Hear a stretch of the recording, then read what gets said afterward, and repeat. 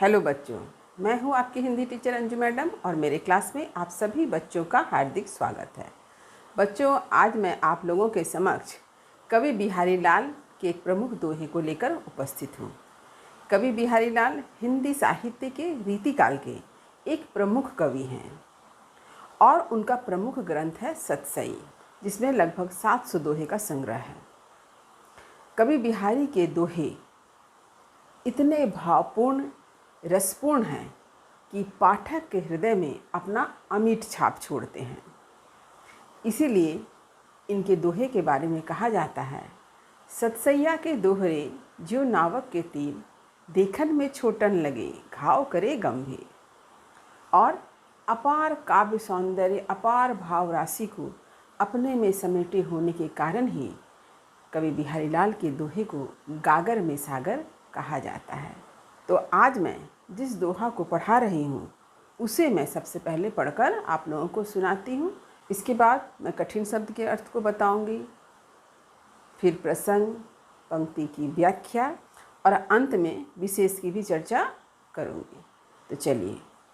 पावक झरतय मेह झर, दाहक दुसह विशेषी, दहे देह वके परस, याही दृगन की देसी।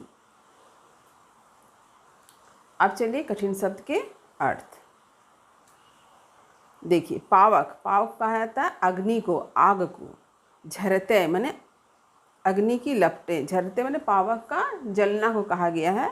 तो अगर पावक झरते यानी अग्नि की लपटें, मेह यानी मेघ, बादल, मेह झर यानी मेघ का झरना या बरसना, जो पानी बरसते हैं उसी को कहा गया है।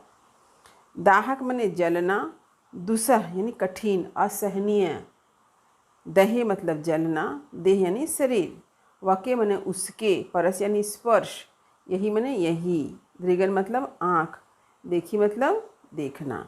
अब चलिए इस दोहे के प्रसंग को समझते हैं। तो यहाँ पर कवि बिहारी लाल ने बतलाया है कि कोई नायिका है जो अपने प्रिय के वियोग में अत्यंत दुखी है और वह आसमान से बरसते हुए जो बादल हैं यानी वर्षा को देखकर अत्यंत कष्ट पा रही है। यानी आसमान से जो वर्षा हो रही है, मेघ बरस रहे हैं, वह नायिका के विरह के दुख को बढ़ा देता है, क्योंकि नायिका का जो प्रिय है वह नायिका से दूर है। यानी यहाँ पर प्रकृति का उद्दीपन रूप में चित्रण किया गया है। इसे आप हमेशा याद रखिएगा और विशेष में भी इसे ज़रूर लिखिएगा। ये है इसका प्रसंग कि नायिका अपने प्रिय से अत्यंत दूर है और इस वियोग में प्रकृति के उपादान उसके दुख को बढ़ाते हैं, उसके विरह को बढ़ा देते हैं। जैसे कि मेघ का बरसना, आसमान से बरसते हुए मेघ भी नायिका के दुख को बढ़ाते हैं। तो अब चलिए मैं पंक्ति की व्याख्या करती हूँ। देखिए,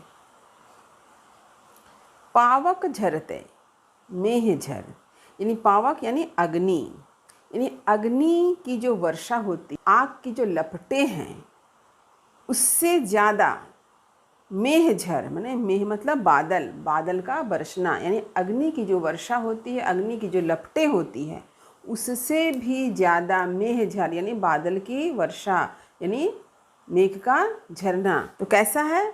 दाहक है यानी जलाने वाला है, दुसह माने अत्यंत कठिन, असहनीय, विशेषी यानी विशेष रूप से।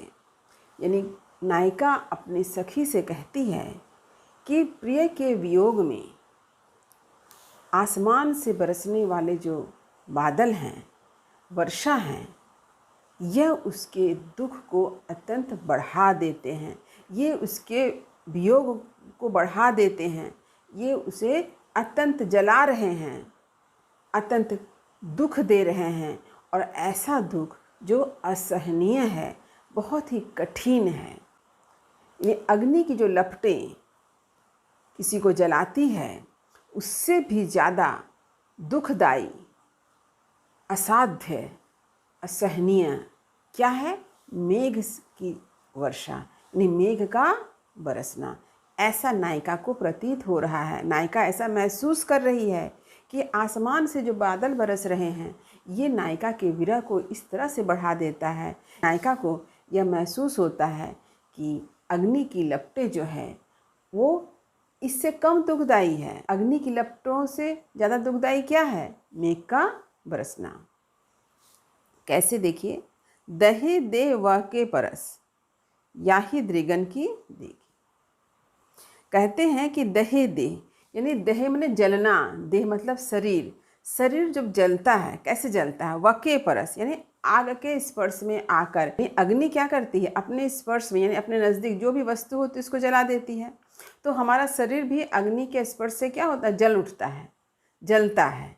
अग्नि की लपटें जो होती है जब हमारे शरीर को स्पर्श करती है तो हमारा शरीर क्या होता है? जलता है। लेकिन यहाँ क्या है? यहाँ क्या है?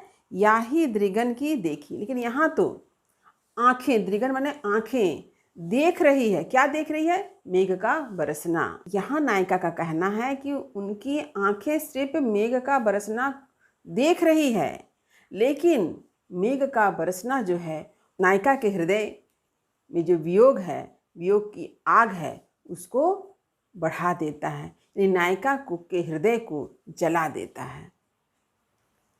तो यहाँ पर कवि बिहारी लाल जी ने प्रकृति का उद्दीपन रूप में चित्रण किया है। उद्दीपन रूप यानी जो किसी के दुख को या सुख को बढ़ा दे। तो यहाँ पर मेघ का बरसना क्या कर रहा है? नायिका के विरह के दुख को बढ़ा देता है। इसीलिए यहाँ पर प्रकृति का उद्दीपन रूप में चित्रण है। ऐसे आप एक उदाहरण से समझिए कि जब आप बहुत प्रसन्न होते हैं तो आपको प्रकृति भी बहुत सुंदर दिखाई देती है। प्रकृति का प्रत्येक उपादान आपके हृदय में क्या करता है? खुशी उत्पन्न करता है। आपको उस वक्त तेज धूप भी बहुत प्रसन्नता पूर्वक चमकती हुई दिखाई देती है।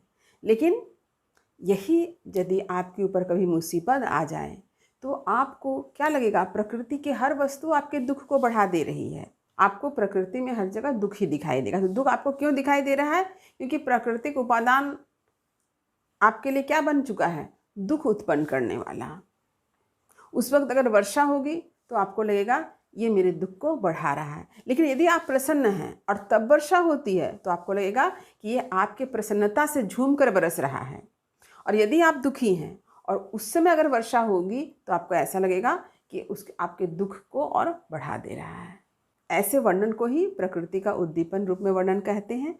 और यहाँ पर कवि ने इसी का चित्रण किया है कि प्रकृति का यहाँ पर क्या उद्दीपन रूप में चित्रण है। तो प्रकृति का उद्दीपन रूप आपको समझ में आ गया होगा कि नायिका का कहना है कि अग्नि की लपटें जो होती है वो आपके शरीर को स्पर्श करती है, तभी आपका शरीर जलता है।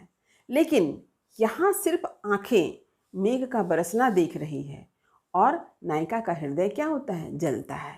अग्नि की लपटों से ज़्यादा दुखदाई कौन हो गया? मेघ का बरसना। यही यहाँ पर कवि बिहारी लाल ने बतलाया है। तो अब चलिए विशेष बता दूँ। विशेष पहला, कवि बिहारी ने अपने सत्सई में श्रृंगार, भक्ति व नीति संबंधी दोहे को लिखा है। यह दोहा वियोग श्रृंगार से संबंधित है।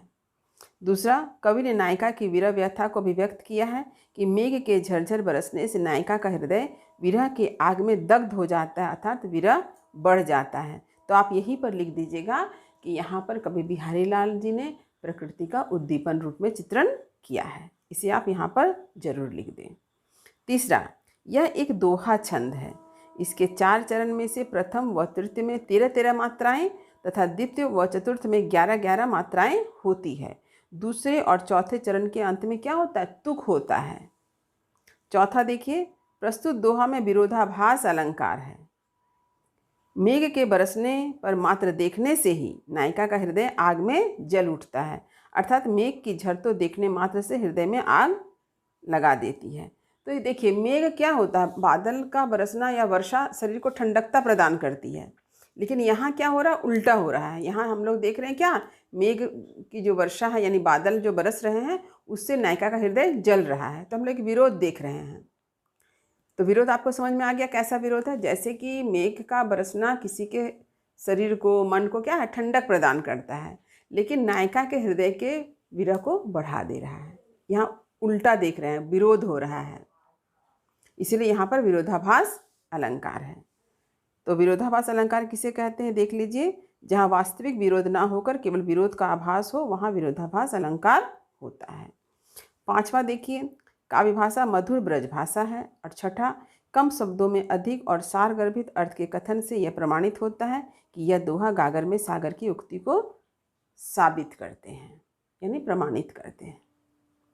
तो आप यहाँ देख सक रहे हैं कि विशेष जो मैंने आप लोगों को बतलाया है, ये विशेष आप लोगों के लिए काफ़ी इम्पॉर्टेंट है, क्योंकि यहाँ पर आपके बहुत सारे छोटे छोटे प्रश्नों के उत्तर भी हैं। तो आप इस विशेष को अच्छी तरह से याद कर लीजिएगा, क्योंकि बिहारी की काव्य भाषा क्या है इसका भी उत्तर यहाँ है। दोहा छंद किसे कहते हैं इसका भी उत्तर आपको यहाँ मिल जाएगा। विरोधाभास अलंकार की परिभाषा क्या है यह भी आप जान सकते हैं। बिहारी के दोहे को गागर में सागर क्यों कहा जाता है इसका भी उत्तर यहाँ आपको मिल जाएगा। और एक बात मैं आप लोगों को कहना चाहूँगी कि जब भी आप कभी बिहारी लाल के दोहे हों या कबीरदास के दोहे हों या कोई भी दोहा, कोई भी पद आप पढ़ते हैं और उसकी व्याख्या परीक्षा की कॉपी में लिखते हैं तो विशेष अवश्य लिखें। विशेष जानना आपके लिए भी काफ़ी ज़रूरी है। विशेष को याद कर लें अच्छी तरह से समझते हुए। तो उम्मीद करती हूँ कि इस दोहे का अर्थ मैंने जिस तरह से आप लोगों को समझाया है वो आपको अच्छी तरह से समझ में आ गया होगा। वीडियो को लाइक करें, सभी पढ़ने वाले विद्यार्थियों में से शेयर भी ज़रूर करें। जो बच्चे मेरे चैनल पर नए हैं वे चैनल को सब्सक्राइब करना ना भूलें, ताकि हर नई वीडियो का नोटिफिकेशन आपको समय समय पर मिल सके। तब तक पढ़ते रहिए, जीवन में आगे बढ़ते रहिए। मेरी शुभकामनाएं आप सभी बच्चों के साथ है। धन्यवाद।